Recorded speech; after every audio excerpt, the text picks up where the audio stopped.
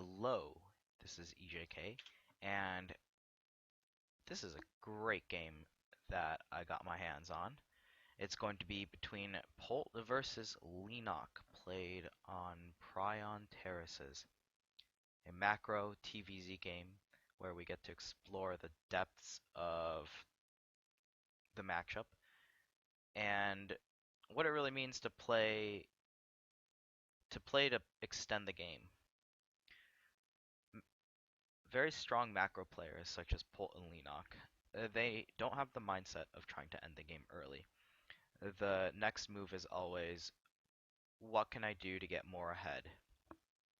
And the only times you will ever see them try to end the game directly with a big push of some sort is when they are either in a very crappy position and they're trying to base trade, or when they know for a fact that they can take a good engagement and they can sack their army, such as like after a good engagement, picking off a bunch of units, and you can just move forward and finish the game. There's no need to not finish the game. It's more risky to let the game prolong and give your opponent a chance to come back than it is to try to finish the game. There's I don't want to talk too much about what goes on in this game. I want to wait until it happens. But one thing I do want to mention is that Polt has such great usage with his bio, and we're going to be able to take a more detailed look at that in this game. The big defining feature of Polt's gameplay is having his bio split into multiple positions with the medevacs. And in this game, Polt simply goes for a Marauder Widowmine bio-based composition against Leenock's Roach Ravager, against Leenock's Ultralisks, against Leenock's Infestors. And it's really great to be able to still win with tier 1 units against tier 3 units, and that you can still kind of counter them if you are in a good spot, and tier 3 units won't. Tier 3 units eventually will die off, and if you can deny their economy and you can prevent them from remaxing, it's far cheaper to replenish tier 1 units such as Polt's Bioforce than it is to replenish Ultralisks, Vipers, Festers, even Hydralisks, Lurkers, Ravagers. Oh, this cool thing I want to point out here is the positioning of Polt's Reaper. I'm going to try to pause it right there. So, I remember Polt played a Roach, or he played against a Roach Ling all-in, and it hit around this time, and it's essentially a one base, a fake natural, and you immediately go up to a Roach Warren, and then you spam Roaches and Lings, and then you just try to bust your opponent down. So the reason why the Reaper is here, and not looking for a third base right away, is because he is looking for a stream of Lings or Ravagers coming across the map to give him enough of a heads up so that he can prepare defense for it. And this is exactly the time that it would hit as well. And upon seeing no stream of units coming through, Polt doesn't even build a siege tank, and instead he immediately starts stim.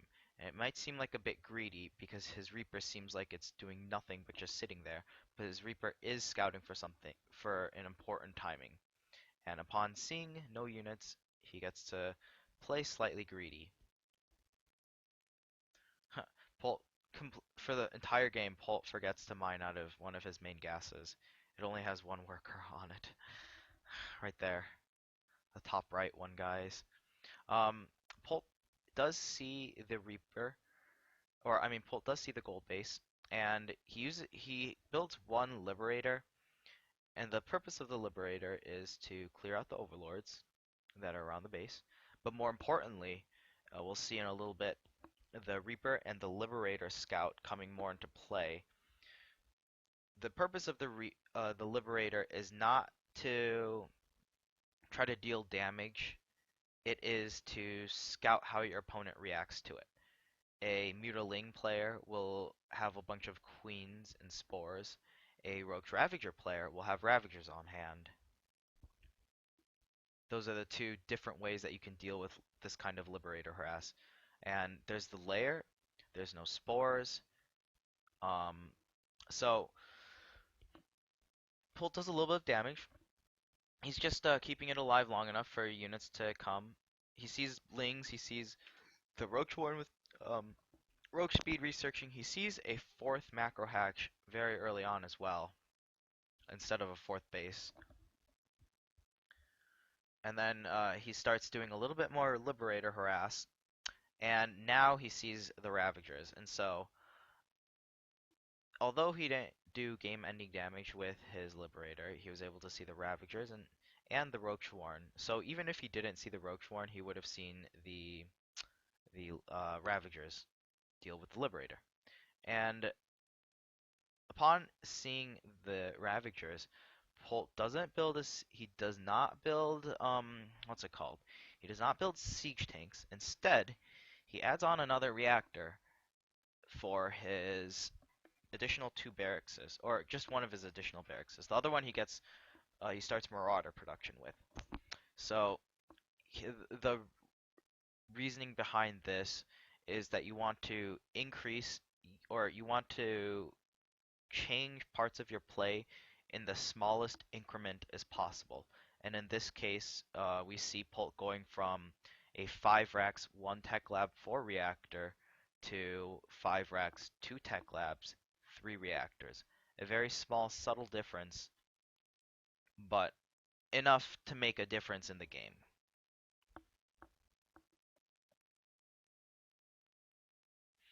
So Polt's medevac drop, head out on the map, immediately goes for the number 1. Oh, another thing I want to point out is on Prion Terrace, there are 2 fourth bases that you can take. And this is probably the number 1 fourth base that you would take as a Zerg player, because who can't resist double gold bases? And this is the non-gold base, so why would you want to take that over the gold base? Polt does go towards the gold base though, and he does see that Leenock, or he does not see, he instead just stims immediately forward. Before seeing it, he wanted to get a running start to be able to snipe the hatchery, and he does get the cancel on it, which is good news for him.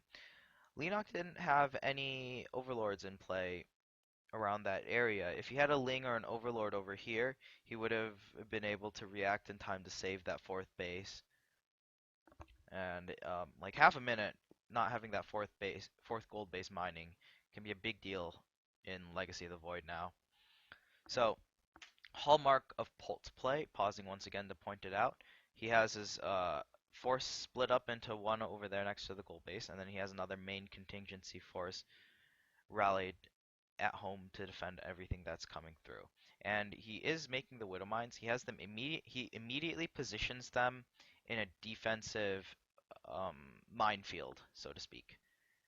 So he is very safe, or like he's using the Widow Mines defensively rather than aggressively. So like, you know, an aggressive option with a Widow Mine, for example.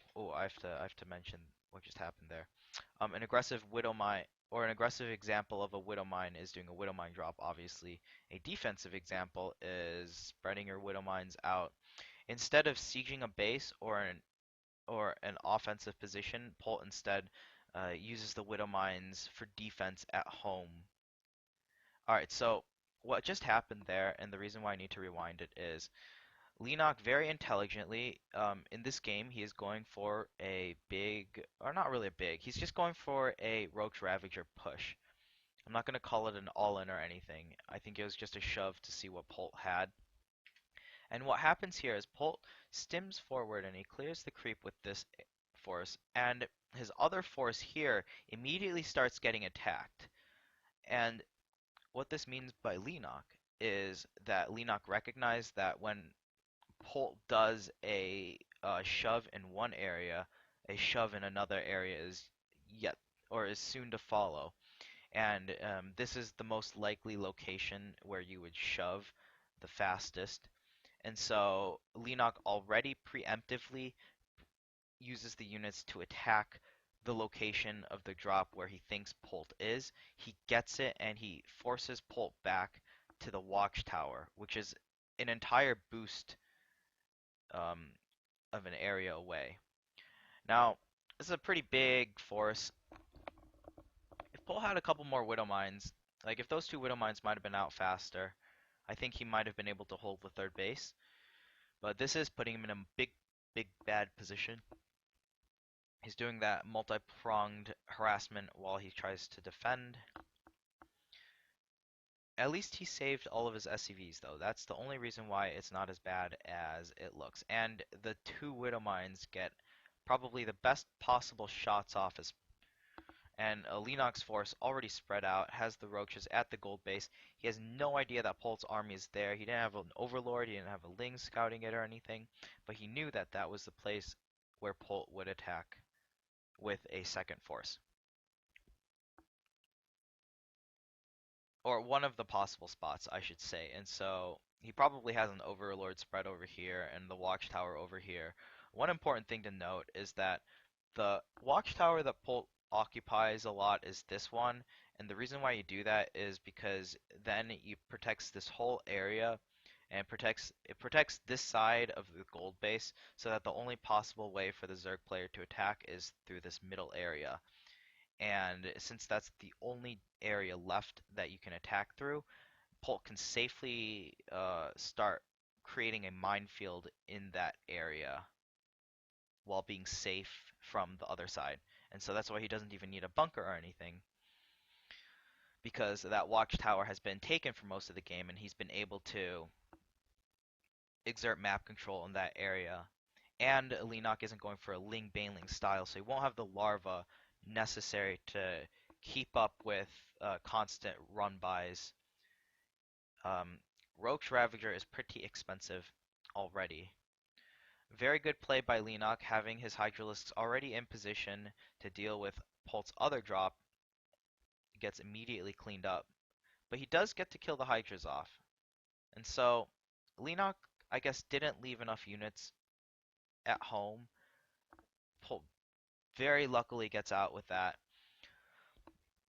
If Leenock left maybe a couple Lings or something, he might have been able to keep the Hydras alive, which would have been nice. I think the reason why Leenock actually gets the Hydras is because his game plan is to go for Ultra Viper and just like Roach Ling. And he makes Hydralisks, which doesn't seem to fit. And I think he makes the Hydralisks for the reason to just shut that drop down, because we see almost no Hydralisks throughout the rest of the game, and we certainly don't see any Lurkers as well. Although Lurkers could be pretty good against Bio. Anyways, Polt has his forces spread out again. He's occupied that key watchtower area to keep his third base safe, and he also has a little Widow Mine field just kind of snaking all the way back to his third base. So this gives him time to kite, gives him time to try to pick off units with his Bioforce, while Leenock eats some juicy Widow Mine hits along the way. Just very nice defensive positioning of the Widow Mines by Polt. And he's going to be able to get some good damage going on here, simply because, or like more damage than none, pretty much because he drew part of Leenock's army out. Leenock overextended onto the Widow Mine field, and then Polt goes in with his force, and even if there's units there, then he can still take a okay engagement, then pick up and leave. We see Polt repositioning his Widow Mines. Well, he's going to in a second. First, he has to send out his Polt drop, his Polt medevacs, so that he has presence on the map. Then very slowly taking the gold base. Polt's mechanics are not as crisp as other pro gamers, and so a faster pro gamer would have been able to do all of these actions a lot faster, although it's still alright. Polt is doing it fast enough. Now Polt is finally taking that watchtower because notice how he used to have this watchtower the entire time. He kept attacking on this side. Now the fourth base is established. He's looking for the possible fifth bases of Leenock. And the next possible fifth bases is this one. That's probably the number one priority. And then this one, which is this another good fifth base to take. The reason why this fifth base might not be the most ideal is because it's so far out there that a drop is likely to, well, either of those bases could be a number two. I won't say anything else about that, except this is the number one base. He clears guy in the watchtower, and he sees that Leenock has taken that base, so he knows his next target. He also sees what's going on during the battle, and this beautiful Widow minefield is probably the only reason why he's able to win this game, because he had Widow mine shots, and they were able to connect with the Ultras, doing tons of damage and weakening the Ultras, softening them up to the point where he can run ahead and be aggressive with his army. Now, the reason why Leenock has the Vipers there is for Blinding Cloud. However, his force of units came in later than the Vipers did, so like the Vipers lagged behind is what I'm trying to say in a million words. And they lagged behind. They weren't able to get the abducts off, and that could a good Blinding Cloud. I mean, not an abduct. A good Blinding Cloud would be more than enough to turn this tide of battle. The reason why Polt's drop is doing so much damage, it's taken out 2 bases already, is because Leenock has transitioned into this very heavy hive type army. If we take a look at his army, well, I'll wait a bit. But essentially it's just Ultras, Roaches, and some Ravagers and Infestors. Having so many tier 3 units, I'm going to call an Infestor a tier 3 unit because that's pretty much the only time it feels like a tier 3 unit to me. Although I might be wrong. But anyways, so having a lot of tier 3 units, the Infestors and the Ultralisks, and Leenock's only on 1, 2, 3, 4. He was only on 4 bases. I don't know when he took this base in the game, but Polt ends up seeing it in a little bit and killing it. So he was essentially on 4 to 5 bases. And he has this very immobile hive army.